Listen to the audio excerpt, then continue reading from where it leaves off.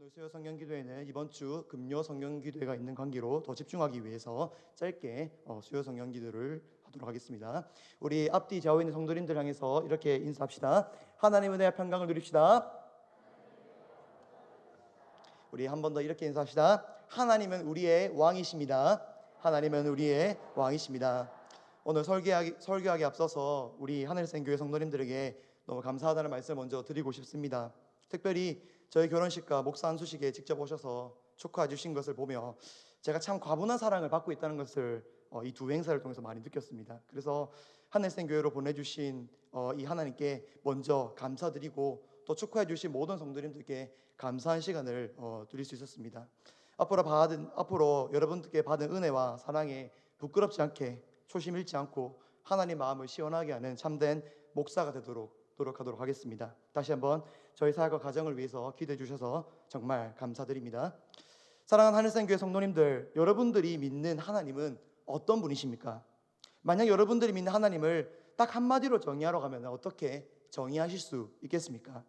성경은 우리가 믿는 하나님이 어떤 분인지 말씀 곳곳에서 이야기하고 있습니다. 때로는 어떤 사건을 통해서, 때로는 어떤 율법과 교훈을 통해서, 또 어쩔 때는 하나님의 이름을 통하여 하나님이 어떤 분이신지 직접 밝히기도 합니다. 특별히 저는 오늘 설교를 시작으로 앞으로 성경에 나타난 여호와의 이름을 통해서 하나님은 어떤 분이신지 여러분들과 나누려고 합니다. 그래서 이 말씀들을 통해 저와 우리 성도들이 하나님에 대해서 더 알아가고 깨닫는 시간이 되기를 바랍니다. 오늘 여러분들에게 먼저 소개할 이름은 바로 여호와 멜렉입니다. 따라합시다. 여호와 멜렉. 여기 멜렉이라는 말은 히브리어로 왕이라는 의미입니다. 그래서 여호와 멜렉 하면 여호와는 왕이시다라고 됩니다.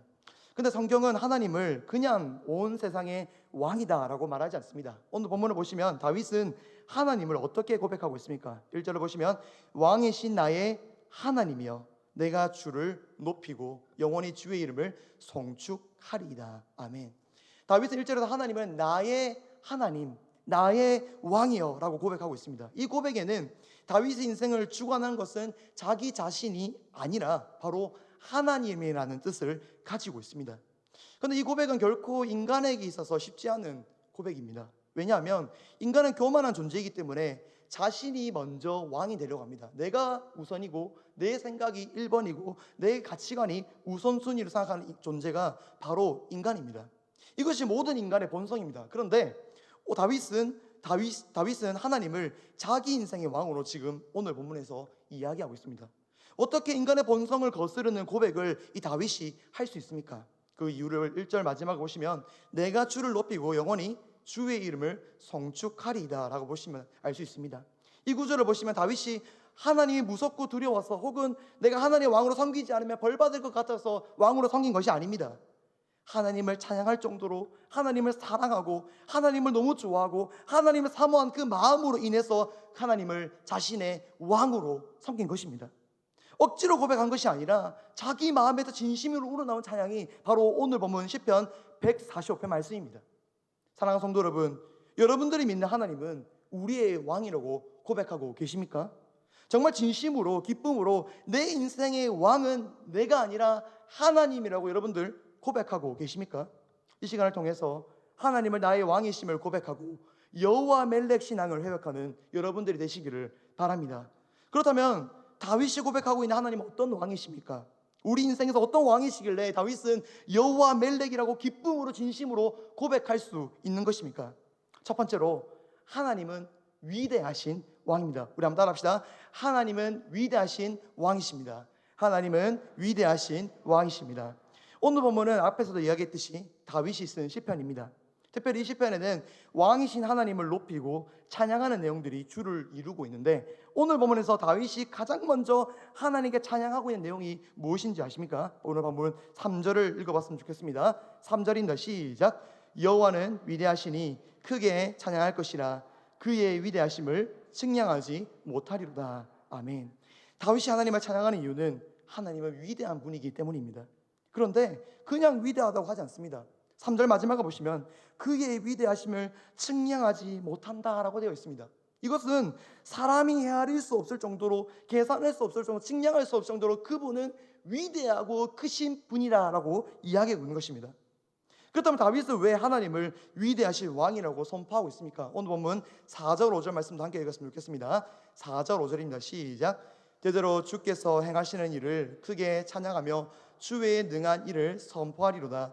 주의 존귀하고 영광스러운 위엄과 주의 기이한 일들을 나는 작은 소리로 읊조리리다. 아멘. 다윗이 하나님을 위대하다고 한 이유는 하나님 하신 일이 놀랍기 때문입니다. 즉 하나님이 하신 업적이 너무나 크고 대단해서 다윗은 하나님을 위대하다라고 말하고 있는 것입니다. 그렇다면 하나님이 이루신 그 업적은 무엇입니까? 오늘 본문은 그 업적에 대해서 구체적으로 말하고 있지는 않습니다. 그러나 7절을 보시면 이 하나님 업적을 유추할 수 있는 단어 하나가 있습니다. 바로 은혜라는 단어입니다.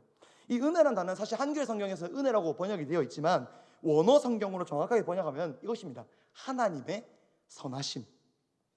사실 말해서 다윗은 하나님의 선하심과 그분의 역사와 그 선하신 하나님의 업적을 보고 하나님은 위대하신 왕입니다. 여호와 멜렉이라고 고백하고 있는 것입니다. 사람들은 어떤 왕을 기념할 때에 그 왕의 업적을 보고 높이는 경우가 있습니다. 대표적으로 우리나라 역사를 보면 대왕이라고 붙이는 왕이 두 사람 있습니다. 혹시 누군지 아십니까? 고구려의 광개토 대왕, 조선시대의 세종 대왕입니다. 다른 왕들도 왕이지 않습니까? 근데 이 수많은 왕들 중에서 왜 두 왕만 대왕이라는 호칭을 붙일 수 있는 것일까요? 그것은 바로 이 왕들이 이룬 업적이 너무 대단해서 그렇습니다. 광개토 대왕은 그 이름의 뜻처럼 대한민국 역사상 가장 많은 영토를 차지한 왕입니다. 한반도의 절반 이상을 차지했고 심지어 중국의 만주 지역 전역을 차지하여 고구려의 위상을 높였습니다. 또한 세종대왕은 아직 나라의 언어가 없었을 당시에 한글이라는 새로운 언어를 만들어서 백성들에게 보급하여 지금까지도 대한민국의 정체성을 만들어준 왕입니다. 그래서 이 두 왕의 업적이 너무나 대단하기 때문에 역사적으로 이 두 사람만 대왕이라고 붙이고 있는 것입니다. 그러나 아무리 세상 왕들이 땅을 많이 차지하고 대단한 일을 했어도 하나님 하신 일에 비하면 아무것도 아닙니다. 왜 그렇습니까? 세상의 왕들의 업적은 어떤 환경과 여건이 있어야 가능하기 때문입니다. 광개토 대왕도 넓은 영토를 차지할 수 있었던 이유가 강력한 군사력이 있었기 때문에 가능한 것이었습니다. 또 반대로 세종대왕도 자신을 돕고 지지하는 학자들과 신하들이 있었기 때문에 한글이라는 글자를 만들 수 있었습니다. 이렇게 세상 왕들은 어떤 환경이나 여건이 되지 않으면 아무 업적도 일도 할 수 없는 것들이 그들의 한계입니다. 그러나 하나님은 어떤 분이십니까? 하나님은요, 어떤 환경과 제약도 받지 않으시는 위대하신 왕이십니다. 그래서 자기 백성들이 어떤 환경이 있어도 항상 선하게 인도하시고 좋은 길로 인도해 주실 수 있는 분이 바로 우리 여호와 하나님인 줄 믿습니다. 심지어 고난 중에 있다 하더라도, 어려운 상황이 처했다 하더라도 우리가 하나님 말씀에 한 톨도 그 도움을 되지 않는 그런 삶을 산다 할지라도 하나님의 모든 상황을 역전시킬 수 있는 전능하신 왕이십니다. 그래서 다윗도 이런 하나님의 놀라운 역사를 바라보며 위대한 왕이라고 고백했던 것입니다. 특별히 다윗은 자신의 인생을 살아가면서 하나님의 선하심을 많이 경험했습니다. 다윗은 어린 나이에 사무엘을 통하여 네가 이스라엘의 왕이 될 것이라고 그 왕의 사명을 받게 됩니다. 그리고 나서 다윗에게 참 많은 일들이 닥치게 됩니다. 얼떨결에 블레셋 장수였던 다윗 골리앗과 싸워서 그를 죽이고 이스라엘의 영웅이 되었습니다. 근데 곧바로 사울에게 쫓기는 신세가 되어서 온갖 죽을 위기를 경험했습니다. 심지어 이스라엘의 왕이 되고 나서도 자기들 압살롬에게 공격을 당해서 또 죽임을 당할 뻔했습니다. 이런 인생을 살아가면서 다윗의 마음이 어땠을까요? 압살롬의 공격을 받을 때, 사울의 공격을 받을 때, 골리앗 앞에 섰을 때 이 다윗의 마음이 어땠을까요? 이제 나는 끝났다. 내가 무슨 왕이야? 이런 상황이 이런 어려움이 있는데 내가 어떻게 왕이 될 수 있겠어? 이렇게 생각했을 수도 있습니다. 그러나 그때마다 하나님 어떻게 역사하신지를 우리는 잘 알고 있습니다. 하나님은 다윗의 인생을 선하게 인도하시고 모든 것을 평탄하게 되도록 다스렸습니다. 심지어 다윗을 대적했던 골리앗도, 사울도, 압살롬도 모든 원수들이 무너져 내렸습니다. 다윗이 죽는 그날까지도 하나님은 다윗의 인생을 가장 좋은 길로 인도하시고 다스렸습니다. 이것이 바로 하나님의 통치, 하나님의 선하심입니다. 하나님의 선하심은 환경이 좋고 여건이 좋을 때만 이루어지는 것이 아닙니다. 내가 가장 어려운 힘들 때에도 여전히 하나님은 선하게 역사하시어 그분의 업적을 완성하십니다. 이런 선하신 하나님을 경험하자 다윗의 입술에서는 하나님은 위대하신 왕이라고 고백할 수밖에 없었던 것입니다. 사랑하는 성도 여러분, 여러분들이 믿는 하나님은 위대한 왕이신 줄 믿으시기를 바랍니다. 왜 그렇습니까? 우리의 상황, 어떤 상황에도 우리를 항상 좋은 길로 인도하시고 그것을 이 선하게 평탄한 길로 다스릴 수 있는 왕이기 때문입니다.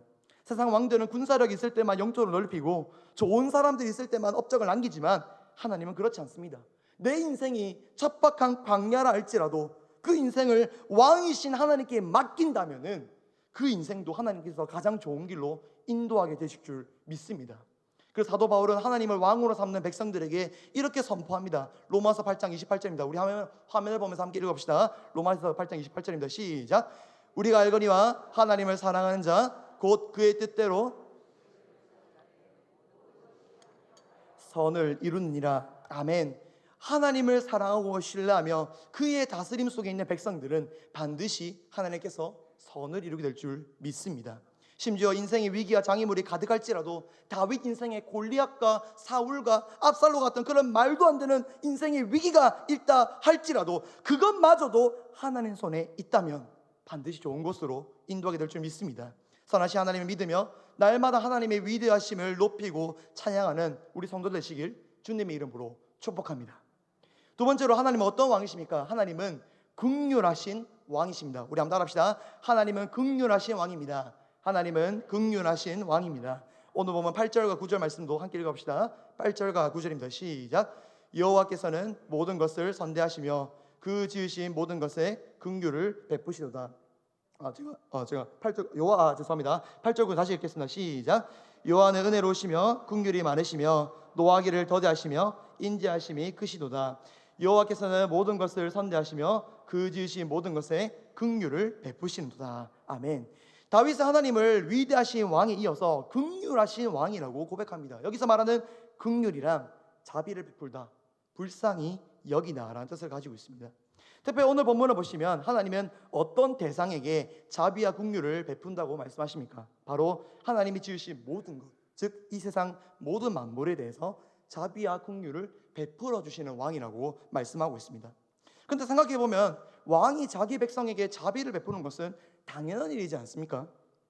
왕이 존재하는 이유가 무엇입니까? 자신의 권세로 나라를 지키고 백성들의 삶을 평안하게 만드는 것이 왕의 첫 번째 임무입니다.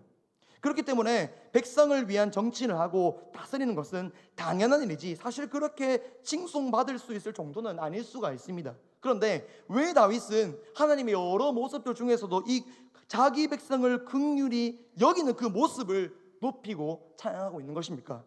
바로 절대로 사랑할 수 없는 백성들에게 긍휼을 베풀고 있기 때문입니다. 세금도 잘 내고 말도 잘 듣는 백성들에게 자비를 베풀고 있는 것이 아니라 하나님을 무시하고 날마다 하나님을 배반하고 있는 백성에게 한량한 은혜와 사랑을 주시기 때문에 하나님의 긍휼이 높다라고 말씀하신 겁니다. 그렇다면 왜 백성들은 하나님을 배반한 것입니까? 왜 하나님을 불순종하고 있는 것입니까? 그것은 바로 이 세상이 죄로 더러워졌기 때문입니다.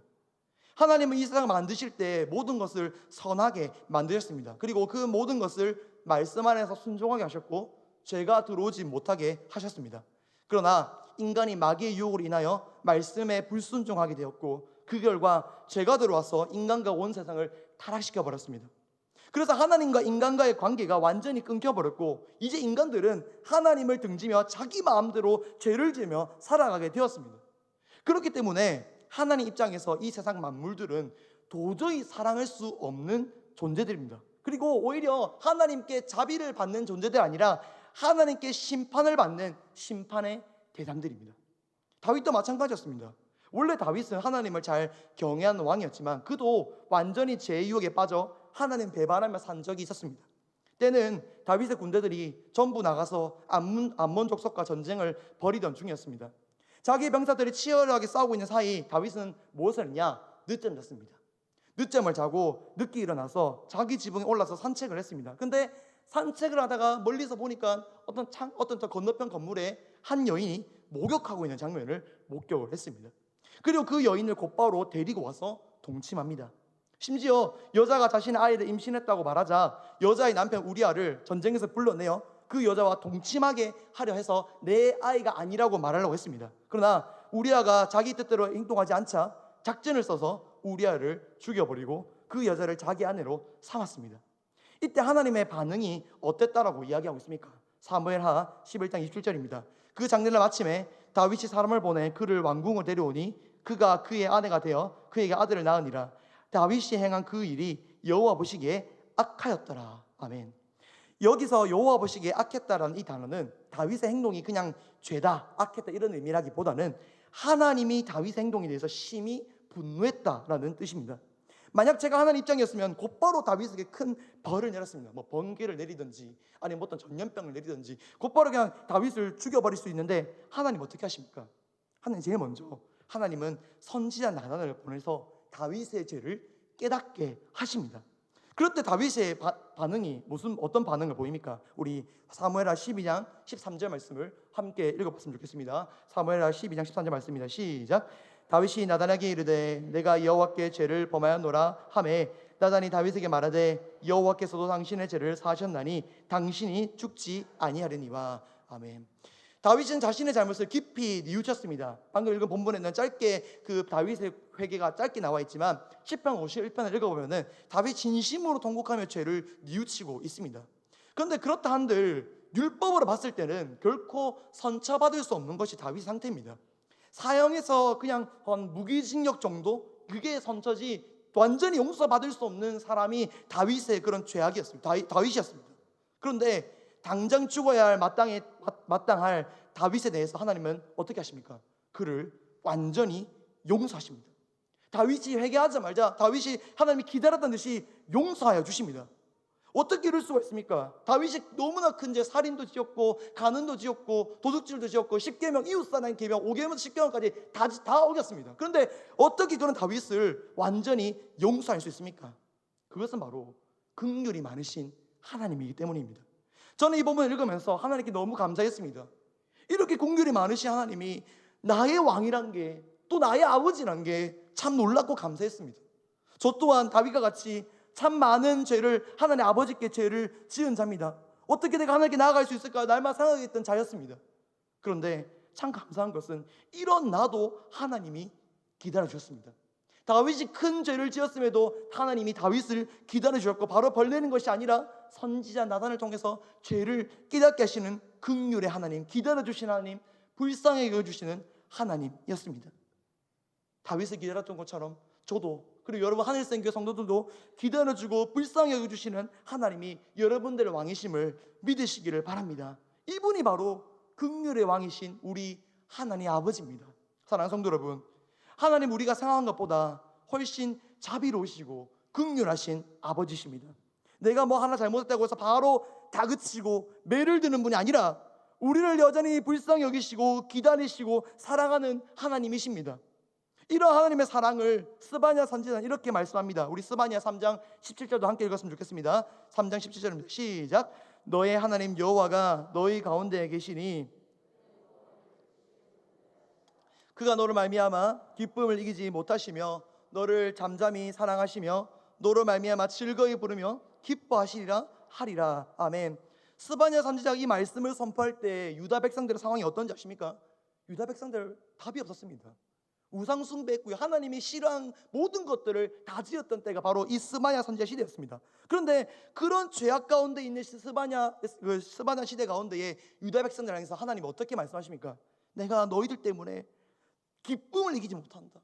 내가 잠잠히 너희들을 사랑하고 있다. 내가 너희를 말미암아 너희들이 죄 있는 건 내가 알지만 그럼에도 불구하고 내가 너희들을 내 즐거움의 대상이고 내 기쁨의 이유라고 하나님께서 말씀하고 계십니다.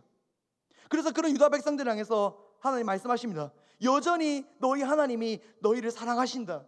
이렇게 너희를 기다리고 계신다. 지금이라도 회개하고 돌아오렴. 내가 심판을 내리기 전에 기다리고 있단다. 기다리고 오렴. 이렇게 말씀하고 계십니다. 그럼 사랑하는 성도 여러분, 어떤 죄를 지었던 여러분들을 사랑하시는 하나님께 돌아오시기를 바랍니다. 혹시 아직도 나 같은 사람을 받아주실까 하며 방황하고 있는 그런 분들 있지 않습니까? 선포하겠습니다. 주님께 나오시기 바랍니다. 긍휼의 왕이신 여호와 아버지께 나오시길 바랍니다. 그럴 때 한량없는 주의 사랑이 여러분들의 마음을 채우고 위로받을 줄 믿습니다. 우리를 항상 기다리시고 사랑하는 긍휼의 하나님을 만나시길 주님의 이름으로 축복합니다. 마지막으로 하나님은 은혜의 왕이십니다. 우리 한번 따라합시다. 하나님은 은혜의 왕이십니다. 하나님은 은혜의 왕이십니다. 다윗은 오늘 본문에서 왕이신 하나님은 백성들을 긍휼히 여기고 끝이라고 하지 않습니다. 불쌍히 여김과 동시에 자기의 백성들에게 은혜를 베푸시는 왕으로 소개하고 있습니다. 오늘 본문 14절에서 16절 말씀도 함께 읽었으면 좋겠습니다. 14절에서 16절입니다. 시작. 여호와께서는 모든 넘어진 자들을 붙드시며 비굴한 자들을 일으키시는도다. 모든 사람의 눈이 주를 앙망하오니 주는 때를 따라 그들에게 먹을 걸 주시며 손을 펴사 만족하게 하시니이다. 아멘. 방금 읽은 본문을 보시면 두 사람이 나옵니다. 바로 넘어지는 자들과 비굴한 자들입니다. 그런데 한글 성경은 이 두 사람의 상황을 정확하게 말하고 있지 않고 원어 성경을 보면 이 상황을 정확하게 말하는데, 먼저 넘어진 자들은 완전히 실패한 자들입니다. 혹은 가진 것이 아무것도 없는 자들이 넘어진 자입니다. 또한 비굴한 자들은 어떤 여인으로 해서 짓눌리고 고통받고 있는 자들이 바로 오늘 본문의 비굴한 자들입니다. 다시 말해 이 두 사람은 누군가의 큰 도움 없이는 절대로 일어날 수 없는 사람들이고 외부의 도움이 간절히 필요한 자들입니다. 그래서 15절에서 이들이 하나님을 앙망하고 간절히 바라보고 있습니다. 하나님 도와주십시오 기도하고 있습니다. 그런 자들에게 하나님은 어떻게 역사하십니까?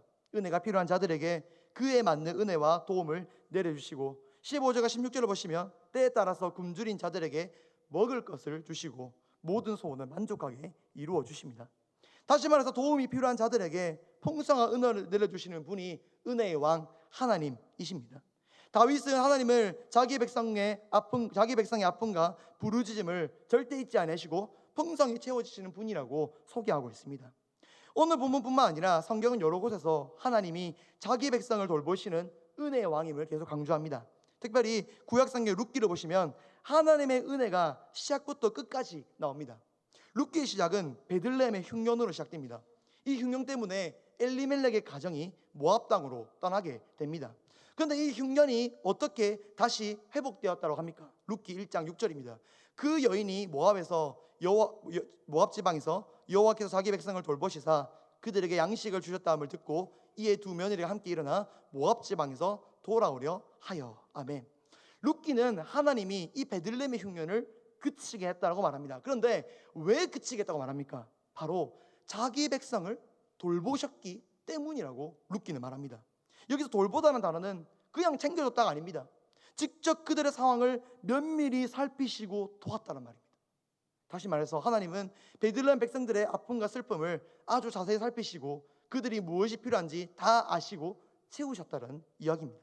이렇게 룻기는 하나님의 은혜로 베들레헴이 회복됨을 말합니다. 더 나아가서 하나님은 한 도시만 회복한 것이 아니라 이번에는 한 가정을 회복시키십니다. 자기 남편과 두 아들을 한순간에 잃어버린 나오미는 며느리 중에 한 명이 룻과 함께 베들레헴으로 돌아옵니다. 이때 베들레헴 백성들이 돌아온 나오미를 향해서 와, 나오미가 왔다 이렇게 말하는데, 거기서 나오미는 이제 나를 나오미라 부르지 말라 합니다. 여기서 나오미의 뜻은 기쁨이라는 뜻입니다. 더 이상 나를 기쁨이라 부르지 마라, 나는 슬픔이다, 곧 마라다 라고 이야기합니다. 얼마나 나오미가 힘들었으면 자기 이름을 마라라고 불렀겠습니까? 저는 이 본문을 보면서 얼마나 나오미가 많이 울었고 좌절했고 슬펐는지 가늠할 수 없을 정도로 참 마음이 아팠습니다. 그런데 이런 나오미의 가정을 누가 회복시키십니까? 바로 하나님이십니다. 하나님이 나오미의 며느리였던 룻을 통해 보아스를 만나게 하셔서 결혼하게 하셨고, 오벳을 낳게 하심으로써 끊겼던 엘리멜렉의 가문이 이어지게 하셨습니다. 그래서 룻기 마지막을 보면 나오미의 결말이 자신의 손자를 직접 받아서 품에 안는 장면이 나옵니다. 나오미의 표정을 우리가 생각하면 얼마나 기뻤을지 상상도 할 수 없을 것 같습니다. 자신이 이제 끝났다고 생각했는데 이렇게 하나님께 큰 은혜를 받고 다시 회복함을 얻었습니다. 놀라운 것은 원래 나오미는 하나님 믿지 못해서 하나님을 떠난 자였습니다. 그러나 다시 하나님의 은혜를 기억하고 베들레헴으로 돌아왔을 때 하나님의 나오미도 똑같이 돌봐 주셨습니다. 이것이 바로 하나님의 은혜입니다. 하나님은 한번 자기 백성을 삼은 사람을 결코 버리지 아니하십니다. 다시 나오기만 한다면 곧바로 큰 은혜를 주실 줄 믿습니다. 사랑하는 성도 여러분, 하나님은 자기 백성을 돌보시는 분임을 믿습니다. 더 나아가서 은혜가 필요해서 하나님을 바라보는 모든 자들에게 풍성한 은혜를 내려주실 수 있는 분임을 믿으시기를 바랍니다. 그래서 다윗은 이 말씀을 읽고 있는 성도들을 향해서 이렇게 말합니다. 오늘 보면 18절과 19절입니다. 여호와께서는 자기에게 간구하는 모든 자, 곧 진실하게 간구하는 모든 자에게 가까이 하시는도다. 그는 자기를 경외하는 자들의 소원을 이루시며 또 그들의 부르짖음을 들으사 구원하시리로다. 아멘. 방금 읽은 본문에서 다윗이 말하고자 한 것은 무엇입니까? 그것은 바로 하나님만큼 은혜로우시고 자비로운 분은 없다는 겁니다. 이런 은혜의 왕이 있기 때문에 성도들이여 하나님께 간구하고 하나님을 경외하라. 그럴 때 너희에게 맞는 은혜를 베푸시고 구원하여 주신다라고 말하고 있습니다. 남은 한 주로 살아가시면서 간절히 원하기는 은혜가 풍성하신 하나님을 만나는 우리 하늘생교회 성도들이 되시기를 바랍니다.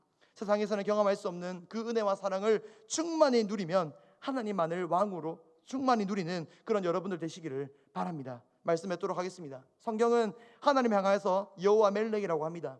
나의 왕이신 하나님은 어떤 분입니까? 먼저 나의 왕 하나님은 그 어떤 왕보다 위대하신 왕입니다. 또한 나의 왕 하나님은 백성들을 불쌍히 여기시는 긍휼의 왕이십니다. 마지막으로 하나님은 모든 환난에서 자기 백성을 건지시는 구원의 왕이십니다. 이러한 하나님을 내 삶에서 만나고 여호와 멜렉을 고백하는 성도 되시길 주님의 이름으로 축복합니다. 아멘. 우리